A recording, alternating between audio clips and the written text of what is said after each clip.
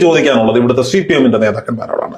സുരേഷ് ഗോപിയുടെ ഈ പ്രസ്താവന തെറ്റായി പോയെങ്കിൽ എന്തിനാണ് രണ്ടാം പിണറായി സർക്കാരിന്റെ കാലഘട്ടത്തിൽ കെ രാധാകൃഷ്ണനെ ദേവസ്വം ബോർഡ് വകുപ്പ് മന്ത്രിയാക്കിയപ്പോൾ ഒരു ദളിത് വിഭാഗത്തിലെ മന്ത്രിയെ ഞങ്ങൾ ദേവസ്വം ബോർഡ് വകുപ്പ് മന്ത്രിയാക്കിയിരിക്കുന്നു എന്ന് പറഞ്ഞുകൊണ്ട് നവമാധ്യമങ്ങളിൽ കുട്ടിഘോഷിച്ചത്?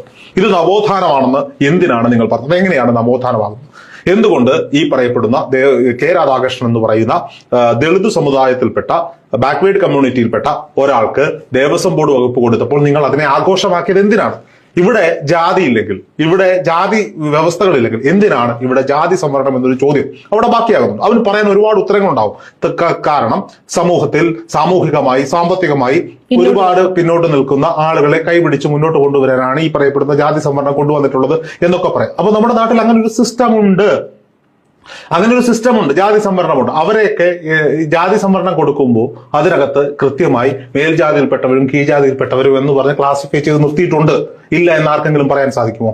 ഇത് സുരേഷ് ഗോപി പറയുമ്പോൾ മാത്രം തെറ്റായി മാറുന്നത് എങ്ങനെയാണ് എന്ന് എനിക്കറിയില്ല. CPM-നെ സംബന്ധിച്ചിടത്തോളം, ഇവിടുത്തെ ഇടതുപക്ഷത്തെ സംബന്ധിച്ചിടത്തോളം, ഇടതുപക്ഷത്തിന്റെ CPM-ന്റെ മുഖ്യമന്ത്രിമാരിൽ ആരെങ്കിലും ഇത്രയും കാലത്തെ ചരിത്രത്തിനിടയിൽ ഒരു ദളിത് വിഭാഗത്തിൽപ്പെട്ട ഒരു മുഖ്യമന്ത്രി ഉണ്ടായിട്ടുണ്ടോ? ദളിത് വിഭാഗത്തിൽ നിന്നൊരു പാർട്ടി സെക്രട്ടറി ഉണ്ടായിട്ടുണ്ടോ? ഇല്ല എന്ന് തന്നെയാണ് ഉത്തരം. പക്ഷെ അതേസമയം ഇന്ത്യയുടെ രാഷ്ട്രപതിയുടെ പേര് ദ്രൗപദി മുർമു എന്നാണ്. ഷെഡ്യൂൾഡ് ട്രൈബൽ വിഭാഗത്തിൽപ്പെട്ട വനിതയാണ്.